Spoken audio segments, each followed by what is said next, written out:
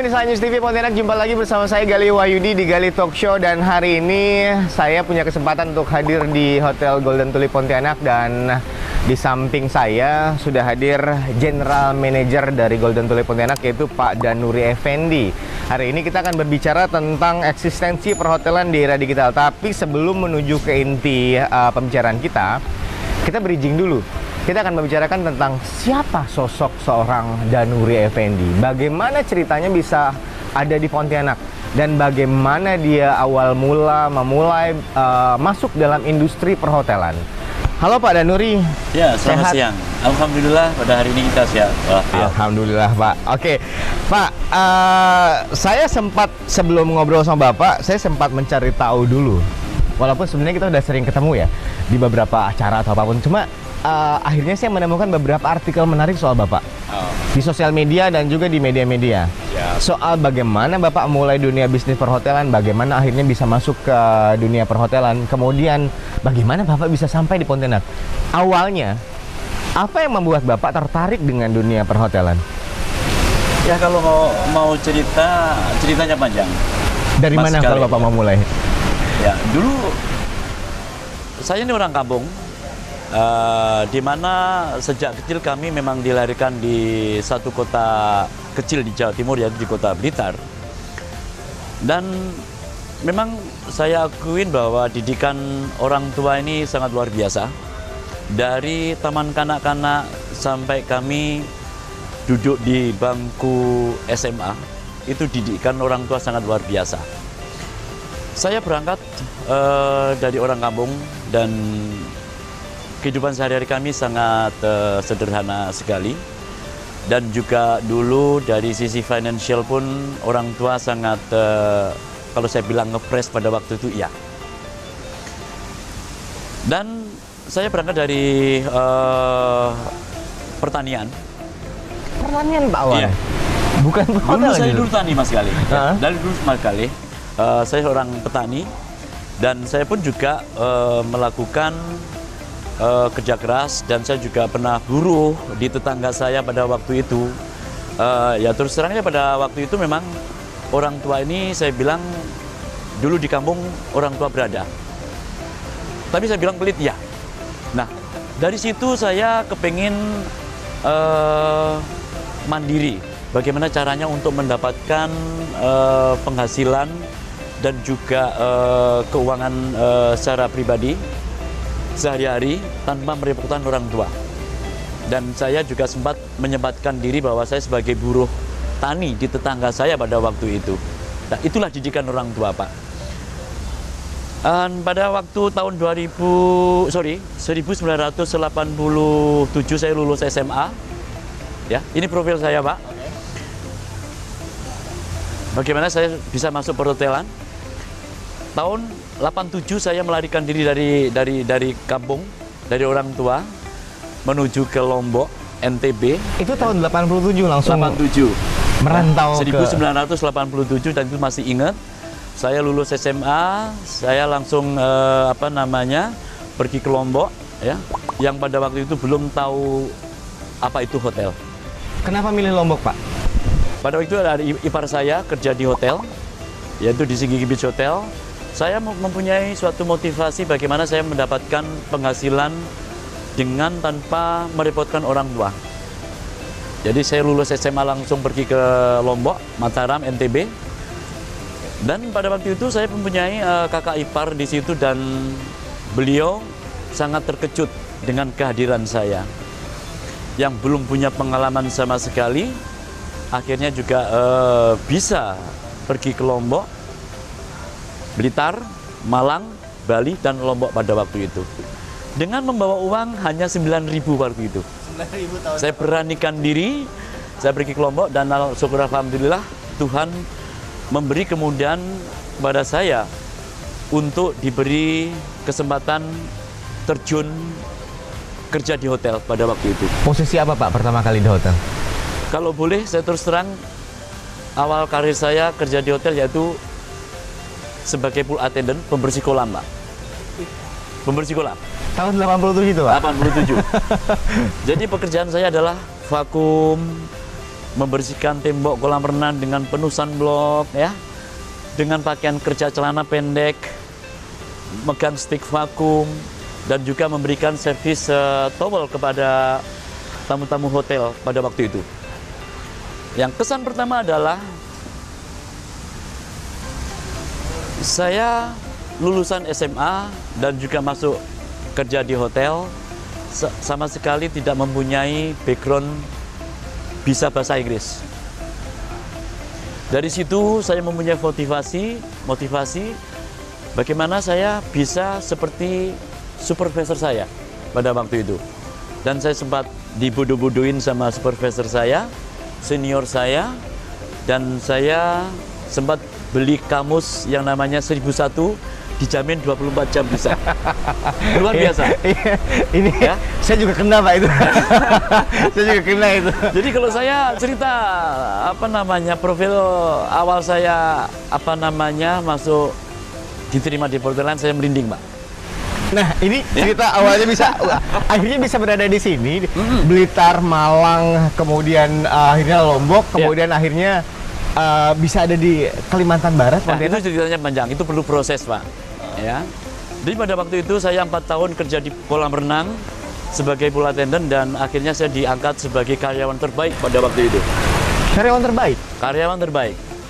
Dan akhirnya saya disekolahkan oleh general manager saya pada waktu itu yang berasal dari Australia, dan beliau sekarang ada di Jakarta di Crystal Hotel, dan saya nggak akan lupakan itu.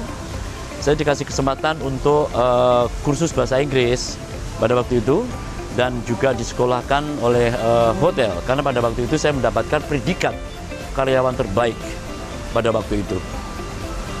Dan setelah itu saya bertekad untuk kepengen mengembangkan diri saya di dalam hotel perhotelan, dunia perhotelan. Dan waktu itu saya pindah ke Shangri-La Hotel Surabaya, dan juga pindah lagi ke Lombok, ke Holiday Inn. Dan itu kami mendapatkan suatu posisi yang baru yang belum pernah saya pegang pada waktu itu. Dan terus saya berkarir di hotel, dunia perhotelan Pak Kali. Ya. Oke, itu awal mula akhirnya bisa terjun ke dunia perhotelan. Satu lagi Pak, sebelum kita akhiri segmen pertama. Boleh. Apakah dunia perhotelan ini adalah passionnya Bapak? Atau ada cita-cita Bapak di awal waktu kecil dulu? Ya. Tapi akhirnya tiba-tiba nyasar masalahnya ke perhotelan. Apakah memang perhotelan ini dunia yang Bapak ingin geluti? Sama sekali tidak mempunyai. Saya punya cita-cita bahwa saya kerja di hotel Pak. Cita-cita Bapak apa waktu dulu? Pada waktu itu saya mempunyai cita-cita waktu duduk di kelas SMA, yaitu jadi masinis Pak. Jauh ya larinya dari masinis. Cita-cita awal saya adalah jadi masinis. Tapi dengan tekad bulat saya pada waktu itu, saya kepingin mendapatkan pekerjaan dan juga mendapatkan income tanpa merepotkan orang tua. Jadi saya beranikan terjun untuk di dunia perhotelan. Oke ya, itu cerita-cerita bagaimana cerita perjuangan seorang Pak Danuri Effendi bisa berada dalam bisnis dunia perhotelan dan hingga bertahan sampai dengan sekitar 33 tahun Pak ya. 33 tahun ya. Berada di dunia perhotelan. Dan jangan kemana-mana, kita akan masih bahas seputar dunia perhotelan dan eksistensinya di era digital. Kemudian kita membahas seorang Pak Danuri Effendi. Jangan kemana-mana, tetap di Gali Talk Show.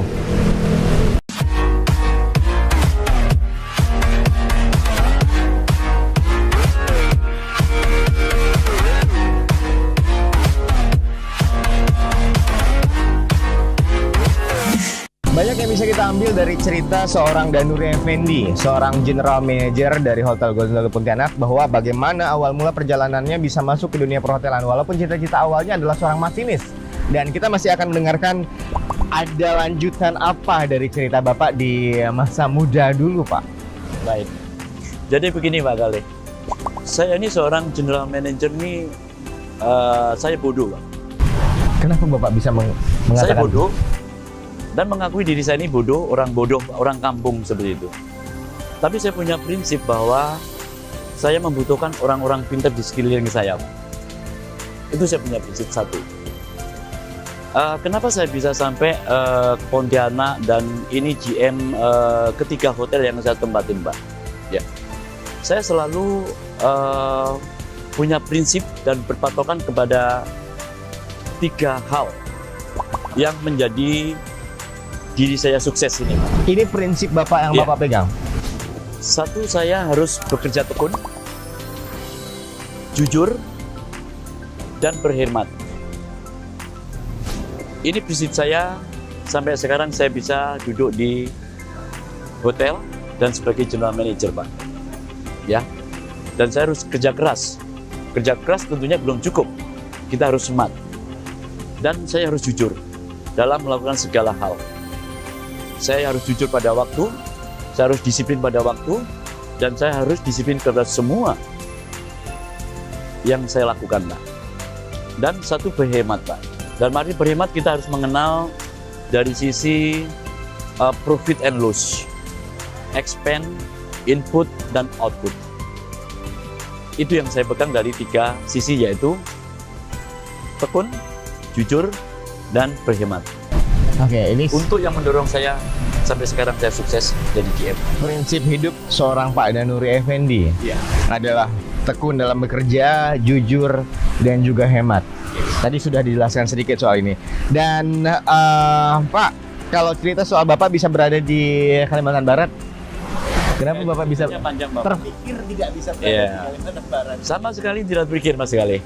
Ya dulu saya di Balikpapan dan kami juga perform bisa bekerja dengan baik dengan tim saya, dan saya selalu berpegang teguh bahwa saya bekerja harus berpegang dengan integritas. Jadi ceritanya panjang. Jadi ada salah satu, saya punya tamu dari Pontianak pada waktu itu menginap di tempat hotel saya di Balikpapan.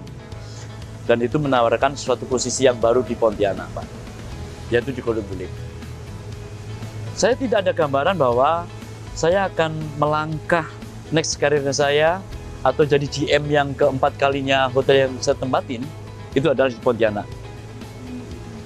Dan surprise bagi saya bisa join di Golden Tulip, bahwa ini yang pertama kali saya join di Golden Tulip, yaitu di Golden Tulip Pontianak.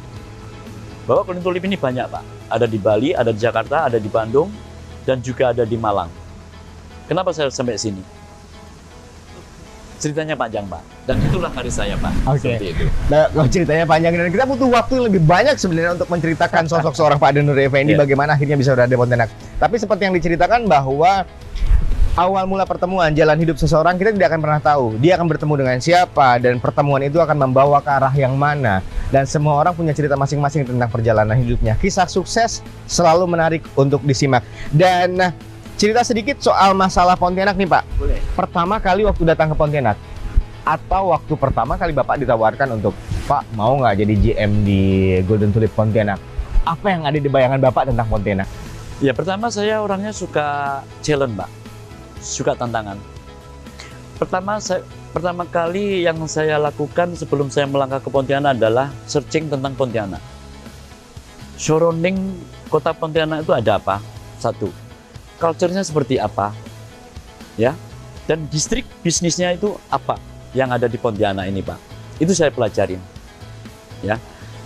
Dan saya bertekad bulat bahwa Pontianak ini belum banyak supply hotel, ya, seperti di provinsi-provinsi yang lain seperti Balikpapan, Kalsel, atau mungkin bahkan di Jakarta, atau mungkin NTB sendiri. Ya, Pontianak ini masih terbatas supply hotel yang berkembang di Pontianak, dan dari situlah saya beranikan untuk melangkah ke Pontianak, Pak, yaitu di Golden Tulip. Bisa sampai di sini. Dan akhirnya, syukur alhamdulillah dengan tim yang baru bisa membawa Golden Tulip ini sukses di tahun 2018, 2019, dan sekarang menginjak di tahun 2020. Oke, ini hal yang menarik untuk disimak. Ya. Dan juga tadi, Pak, ini awal mula untuk menuju ke perbincangan kita soal masalah dunia digital. Tadi Bapak mengatakan bahwa Bapak mendapatkan informasi soal Pontianak dan lain-lainnya itu dari searching, kemudian mencari informasi soal ini. Dan apa yang Bapak pertama kali rasakan soal Pontianak? Kan beberapa orang mengatakan bahwa Kalimantan Barat ini hutan, Kalimantan Barat atau Pontianak ini masih kampung atau apa nih, dibandingkan dengan beberapa kota di Kalimantan lain yang lebih maju. Apalagi Bapak sebelumnya di Balikpapan. dan Bapak mendapatkan informasi itu dari dunia internet atau apapun. Dan apakah informasi yang Bapak dapatkan itu relevan dengan apa yang Bapak rasakan langsung pada saat Bapak sudah berada di sini? Nah, sekarang kan zamannya IT, Pak. Ya. Jadi saya tidak langsung flight ke Pontianak pada waktu itu. Saya searching di Google kok, Pak. Kan begitu. Penduduknya seperti apa, kulinernya seperti apa, suplai hotel yang bintang dan non bintangnya seperti apa. Itu saya pelajari sebelum saya melangkah ke Pontianak. Dengan sangat keterbatasan hotel berbintang di Pontianak, jadi saya memberanikan diri untuk melangkah ke Pontianak. Nah, sekarang memang zaman IT, Pak, ya. Dan saya juga sudah bentuk di internal kami di Golden Tulip bahwa IT ini sangat berpengaruh, Pak. Ya, dan bahkan saya sudah merealisasikan bahwa e-commerce sudah jalan dengan baik di hotel saya, Pak. Yang dulunya belum ada. Dari sisi marketing, promotion, planning, communication, dan lain sebagainya. Dan itu sekarang sudah kami lakukan. Oke, kita tahan dulu. Kita tahan dulu perbincangan kita, dan masih banyak lagi yang akan saya tanyakan, dan kita akan memasuki masalah eksistensi dunia perhotelan dalam era digital. Di industri 4.0 tentunya persaingan luar biasa. Dan di industri 4.0 marketing dan lain-lainnya, sistem promosi dan lainnya itu berubah jauh daripada di era analog dulu. Dan apa saja yang disesuaikan oleh Golden Tulip nanti akan kita tanya setelah pesan-pesan yang berikut ini. Jangan kemana-mana, tetap di Gali Talk Show.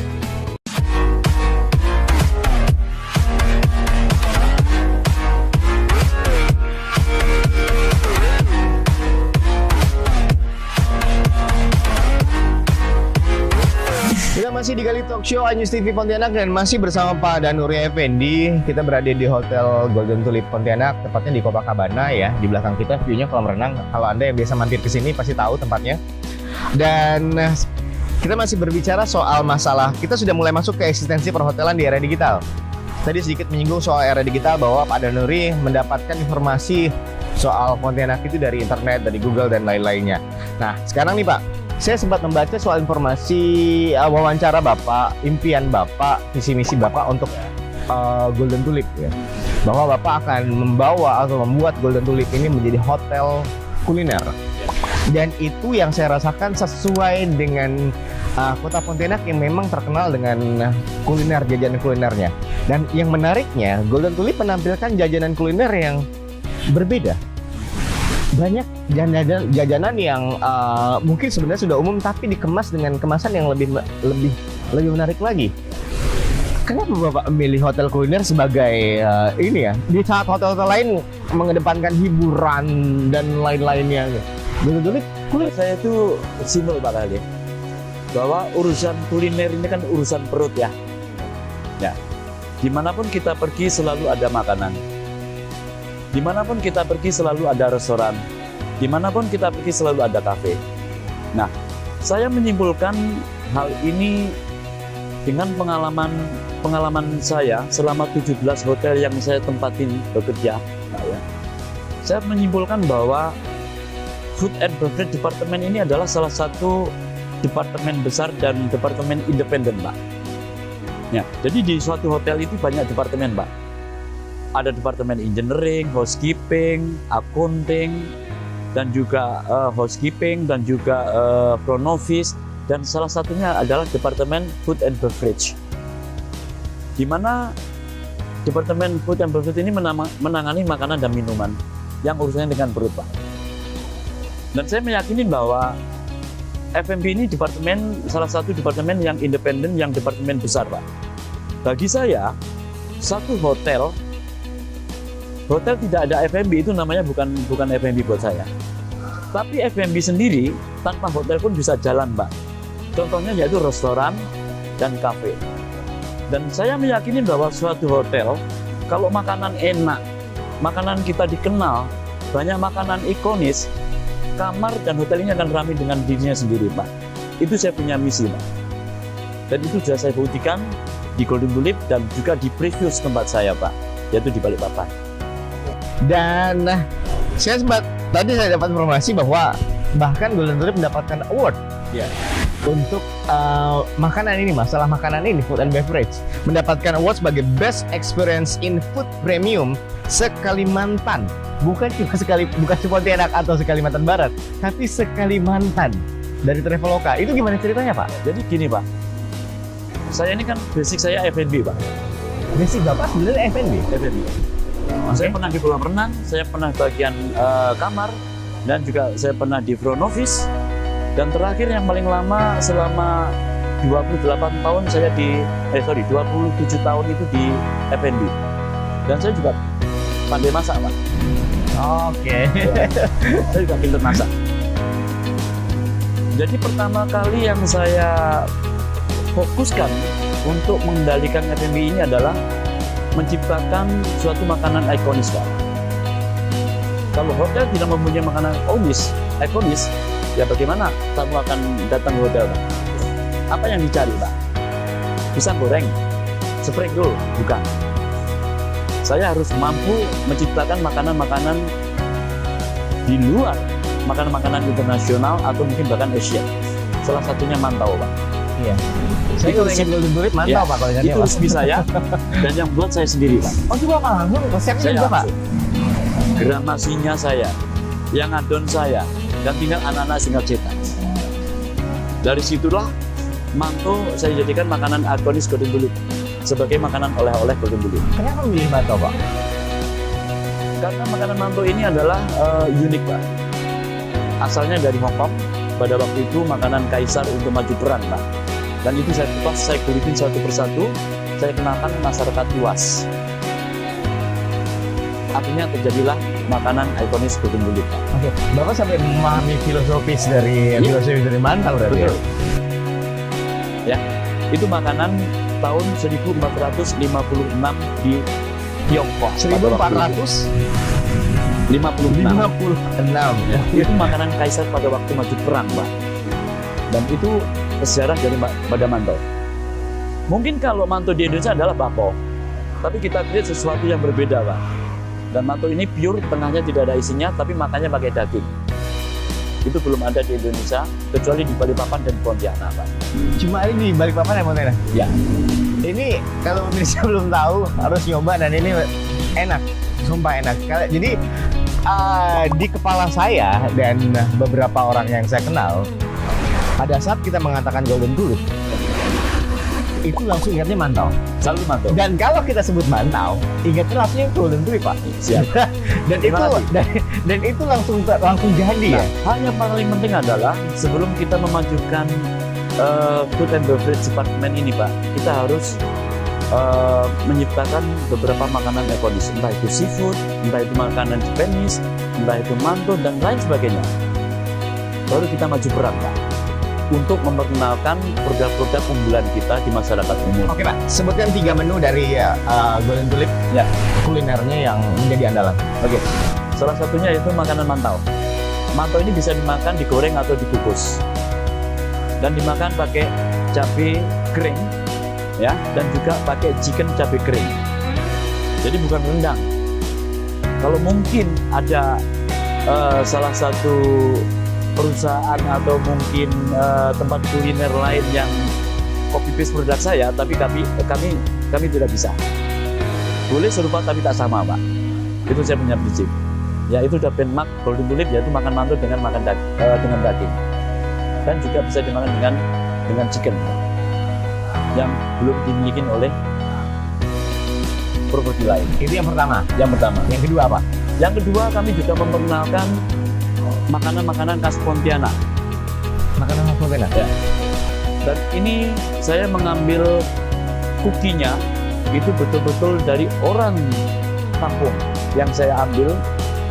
Saya jadikan karyawan golden tulip untuk memasak makanan khas Pontianak. Salah satunya yaitu pecel nanas, kepala ikan, Oke.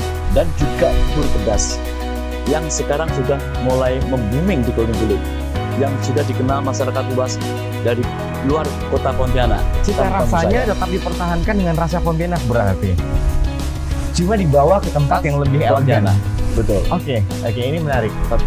Yang kedua, yang ketiga, kami punya makanan yaitu makanan shabu-shabu.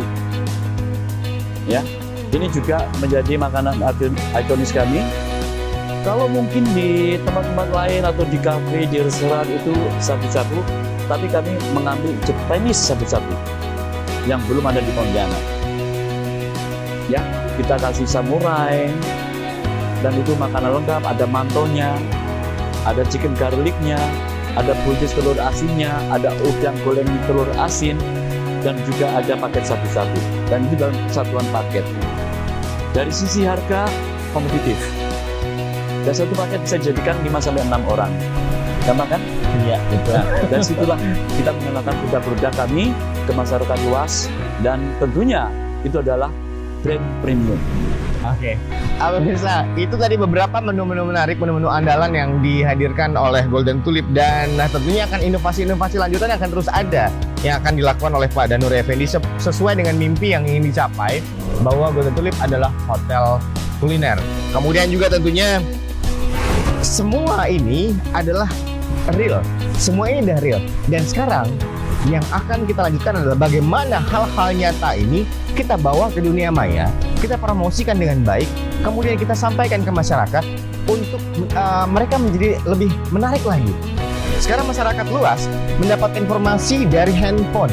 Semuanya diambil melalui handphone. Bagaimana caranya Golden Tulip menyesuaikan diri dengan era globalisasi, era digital di industri 4.0 untuk mendapatkan pasar yang lebih luas lagi.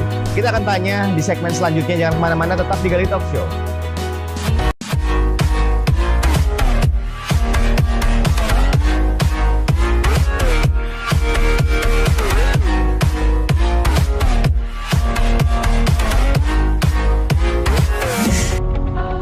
Kita masuk di eksistensi perhotelan di era digital. Kalau tadi kita menyinggung bahwa banyak hal-hal nyata yang sudah dilakukan oleh Golden Tulip dan Pak Danur Effendi. Nah, sekarang untuk membawa atau mengenalkan hal-hal itu kepada halayak ramai, mereka yang mungkin masih belum tahu, masih malu untuk datang ke Golden Tulip. Bagaimana caranya? Pemanfaatan sosial media, Pak, sekarang. Pemanfaatan internet, dunia digital, smartphone, dan lain-lainnya. Apa yang dilakukan oleh Golden Tulip untuk memanfaatkan dunia digital di industri 4.0 sekarang? Oke, memang era online ini luar biasa, Pak Kale.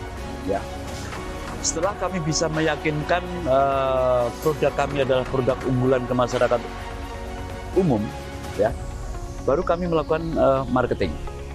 Sebelum melakukan marketing, kami terus terang aja juga brief, dan saya bentuk tim kami, ya, entah itu chef, entah itu marketing, entah itu public relation, ya, kita perbaikin dulu produk, ya, kita perbaikin dulu produk, sesuai nggak lidahnya kepada masyarakat umum. Satu, yang kedua mengenai harga. Setiap daerah ini kan berbeda, Pak Kale, ya. Pontianak tidak segampang itu kita meluncurkan suatu produk baru dan juga mengenai pricing atau harga. Kita harus hati-hati. Pertama yang kami lakukan adalah mengenalkan produk ini, mengundang beberapa PIC, ya, yang betul-betul tahu apa itu tentang kuliner, Pak. Ya, itu yang saya lakukan. Ayo si A, si B, si C, saya undang ke hotel. Ini loh, kami mempunyai produk baru, kami mempunyai makanan baru. Bagaimana taste-nya? Teksturnya bagaimana? Taste-nya bagaimana? Gramasinya bagaimana, dan termasuk harganya masuk nggak kira-kira di masyarakat umum. Itu saya undang. Bukan saya untuk mencoba. Sebelum produk itu saya jual ke masyarakat umum. Oke, berarti ada hubungannya ini ya, bekerja sama dengan food blogger yang ada. Betul. Food blogger yang ada di Kalimantan Barat, Pontianak. Sudah beberapa food blogger yang ada di Pontianak saya undang untuk mencicipi masakan kami dan juga harganya masuk atau tidak. Presentasinya bagus atau tidak, seperti itu. Ini yang paling penting, Pak. Baru kita melakukan suatu marketing, Pak. Nah, marketing ini ada offline, ada online. Salah satunya itu digital, ya. Sekarang kami sampai ke GoFood pun juga ada. Dulu nggak ada hotel ini yang namanya Gojek, GoFood nggak ada. Sekarang saya buka GoFood. Dulu di Traveloka, di TripAdvisor, di Booking.com, dan lain sebagainya online. Itu makanan nggak ada, Pak. Dan sekarang saya perbaikin dari sisi online, saya taruh semua makanan di situ, Pak. Makanan dari penceri nanas sampai ke nasional, sampai ke Asian, sampai ke internasional ada di situ. Dan syukur alhamdulillah kita bisa membuktikan pada masyarakat luas. Dan 1 bulan yang lalu kami mendapat piagam dan penghargaan yaitu Best Food Premium, the best food se-Kalimantan. Oke, ini yang menarik. Best Experience in Food Premium dari Traveloka se-Kalimantan. Wow. Dan itu mendapat piagam penghargaan dari Traveloka, Pak. Dan dibaca oleh seluruh dunia, seluruh masyarakat mengapresiasi bahwa makanan Golden Tulip luar biasa. Oke. Ini atas kerja keras kami dan tim, Pak. Yang menurut Bapak apa yang menjadi tantangan dalam dunia perhotelan di era digital saat ini, di era informasi yang gencar-gencarnya ya? Ya, kami sih kalau tantangan sih tidak takut, Pak. Ya terus terang saya juga suka challenge. Yang paling penting bagaimana kita bisa mempertahankan yang sudah ada, yang sudah baik, dan bagaimana kita caranya membuat suatu terobosan baru, Pak. Ya. Dan saya meyakin bahwa kalau kita produk kita, kualitas kita standar dan juga konsisten, saya yakin Pak, klien-klien kami tidak akan lari dari Golden Tulip, Pak.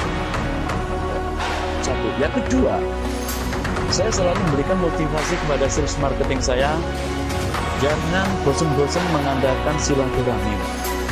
Dan silaturahmi itu adalah hasilnya sangat luar biasa, Pak. Dan saya punya prinsip kalau saya dikenal orang, saya harus mengenalkan dulu pada orang lain, Pak. Itu saya punya prinsip.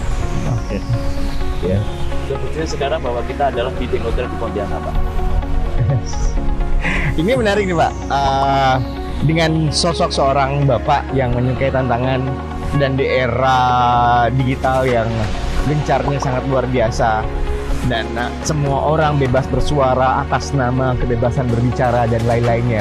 Bagaimana Bapak menanggapi misalnya nih ada beberapa komplain atau review negatif yang ada untuk Golden Tulip, dan ini ya, tentunya akan menjadi sorotan untuk Bapak sebagai seorang GM. Oke.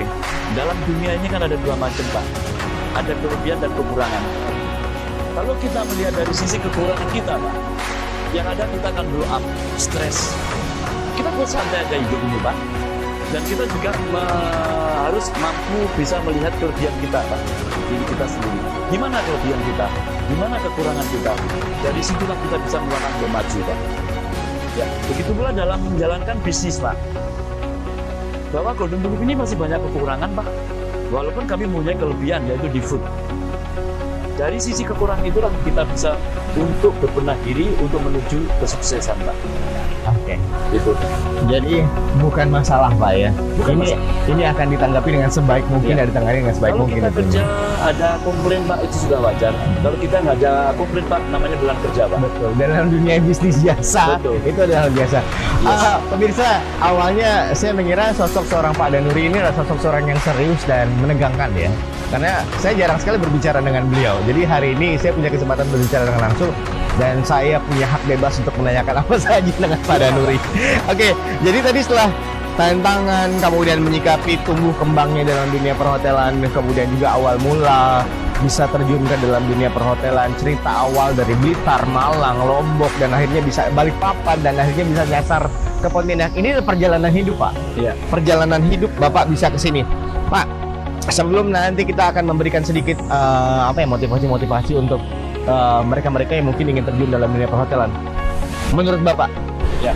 apa yang spesial dari Golden Tulip yang harus orang tahu?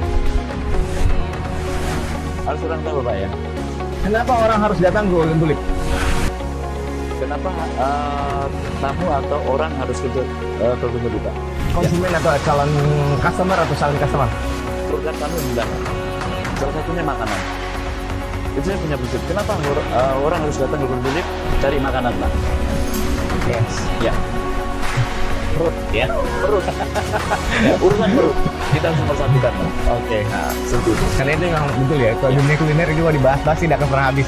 Oke, kita akan berbicara kembali tentunya lanjut tentang apa-apa yang ingin disampaikan seorang Pak Danuri Effendi. Bagaimana caranya bisa terjun ke dunia perhotelan, apa saran-saran yang akan disampaikan nanti setelah yang berikut ini. Tetap di Gali Talk Show.